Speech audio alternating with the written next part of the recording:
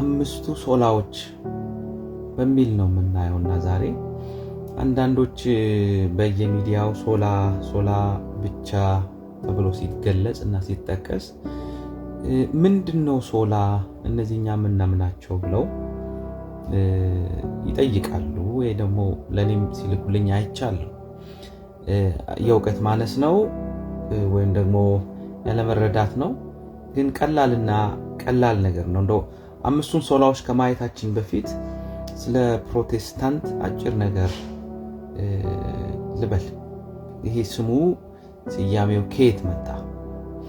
ስያሜው የመጣው ፕሮቴስታንት የምንለው በ16ኛው ክፍለ ዘመን በጀርመን የተጀመረ የተሐድሶ እንቅስቃሴ ነው፣ ሪፎርሜሽን። እና የዚህ ውጤት ከካቶሊክ ቤተክርስቲያን አንዳንድ የገባቸው አማኞች ከሉተር ጋር በመሆን ያንን ካቶሊክ ቤተክርስቲያን የምታራምደውን ነገር ትውፊት፣ ልማዶች በመቃወም እንደ መጽሐፍ ቅዱሳዊ ልማድ አይደለም ወይ ደግሞ አሰራር አይደለም በማለት የተነሳ ሪፎርሜሽን ነው ማለት ነው። ይሄ ስያሜ የመጣው ከላቲን ቃል ሲሆን ትርጓሜው ተቃዋሚዎች ማለት ነው። የሚቃወሙት ሌላ አይደለም። እዛ ውስጥ ያለው አካሄድ፣ አሰራር፣ ትውፊቱ ልክ አይደለም ብለው በእግዚአብሔር ቃል የሚሞግቱ ሰዎች ናቸው ማለት ነው። በተለይ በ1529 ላይ በጀርመን ስፔር ጉባኤ በተደረገው ማርቲን ሉተርን የሚደግፉ ክርስቲያኖች ፕሮቴስቲዮ የሚል ስያሜ የተሰጣቸው፣ እነሱ ራሳቸው አይደለም ያወጡት። እና ያወጡት በዛ ያሉ እንትኖች ናቸው። ነገር ግን ከዛ ውስጥ 5 ሶላዎች አሏቸው። ሶላ ማለት በላቲን ብቻ ማለት ነው። በውስጡ ሌሎች ነገር ሳያስፈልጉት በእነዚህ ነገሮች ብቻ የሚል ነው። ስለዚህ ይሄ የተሐድሶ እንቅስቃሴ አምስቱን the 5 solas ወይም ደግሞ አምስቱን ብቻዎች ሌላ ሳይጨመርባቸው መሰረታችን ናቸው፣ ዋና ነገሮቻችን ናቸው ብሎ የሚያስቀምጥ ነው ማለት ነው። እነዚህን ነው ዛሬ የምንመለከተው። አንደኛ በጸጋ ብቻ ግሬስ አሎን ሶላ ግራቲዮ የሚል ነው ማለት ነው።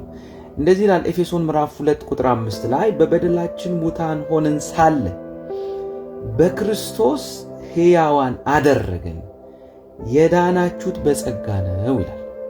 ማለት ለመዳን መስራት፣ ለመዳን መጣር፣ ለመዳን ተጨማሪ ኢየሱስ ክርስቶስ ከሰራው ስራ ሌላ መስራት አያስፈልግም። ለምን?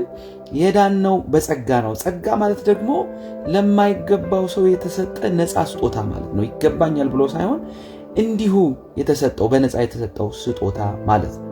እኛም የዳነው ጸድቀናል ስንል ድነናል ስንል ሰርተን ሳይሆን ሰርቶልን እንደሆነ ለማሳየት፣ ጸጋው አግዞን እንደሆነ ለማሳየት ከዚህ የተነሳ ጸጋ ብቻ እንላለን ማለት ነው። ሁለተኛው በእምነት ብቻ ፌዝ አሎን ሶላ ፊዳ።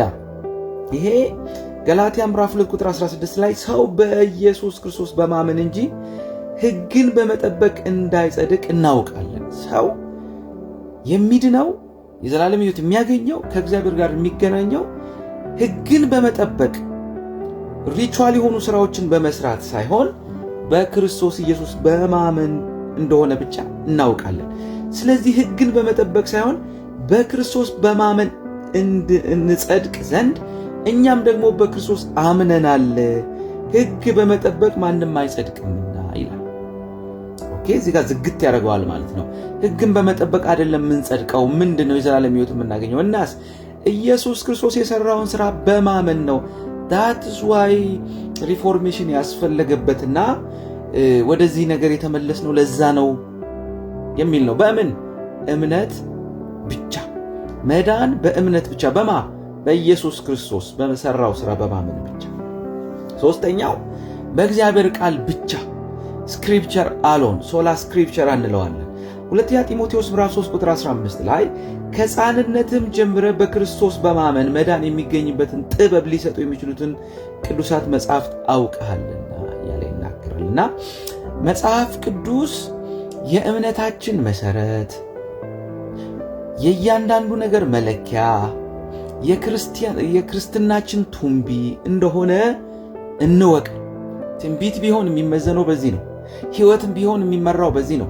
ክርስትና የሚመራው በዚህ ነው። ሌላ መለኪያ የለንም። ይሄ ቃል ግድፈት የሌለበት፣ ውሸት የሌለበት፣ መጣረስ የሌለበት እውነተኛ የሆነ የዘላለም ቃል ነው። ሁሉ ዓለማት የተፈጠሩበት ቃል ነው። ለዚህ ነው የእግዚአብሔር ቃል ብቻ የምንለው። ኢቭን ተጨማሪ መጽሐፍቶች ያስፈልጋሉ ቢባል እንኳን የሚለኩት በዚህ ቃል ነው እንጂ ከነዛ ተጨማሪ አጋዥ መጽሐፍቶች ተነስተን መጽሐፍ አልለካውም። ስታንዳርዱ ይሄ ቃል ነው። that is why የእግዚአብሔር ቃል ብቻ የምንለው ሁሉም አንደር ከዚህ ቃል ስር ናቸው የምንለው ለዚህ ነው። አራተኛው በክርስቶስ ብቻ ክራይስት አሎን ሶላስ ክርስቶስ። ዮሐንስ ወንጌል 14:6 እንደዚህ ይላል፣ ኢየሱስም እንዲህ አለ፣ መንገድ፣ እውነት፣ ሕይወት እኔ ነኝ፣ በእኔ በቀር ወደ አብ የሚገባ የለም። አይገርምም? ወደ አብ ለመግባት መጽሐፍ ቅዱስ ሲናገር በመስኮት የሚገባ ሌባ ነው ይላል። ኢየሱስ ክርስቶስ ደግሞ እኔ ነኝ መንገዱ አለ።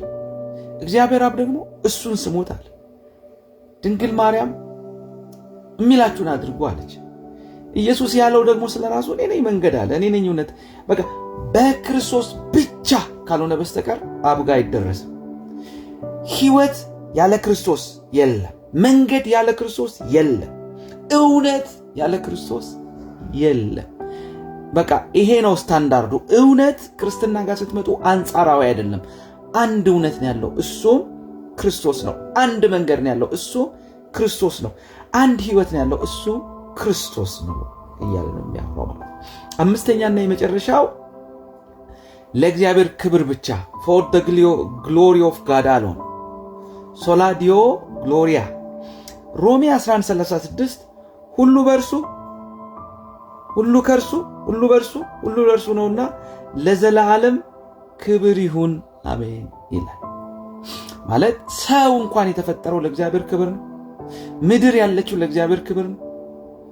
የተፈጠረው በእግዚአብሔር ነው። የተፈጠረው ለእግዚአብሔር ነው። የምንኖረው ለእርሱም ክብር ነው። ሁሉም ነገር በእግዚአብሔር ዙሪያና ለእግዚአብሔር የሚያጠነጥን ነው። ኦኬ፣ እያንዳንዱ ነገር ከእግዚአብሔር ላይ የሚነሳ ነው።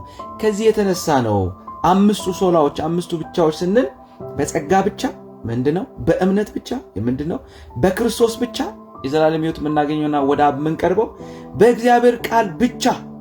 ሌላው ከእግዚአብሔር ቃል አንደር ነው እያልን ነው ሌላው እና ሁሉም ነገር ደግሞ ለእግዚአብሔር ክብርና ክብር ብቻ ነው ለማለት ነው።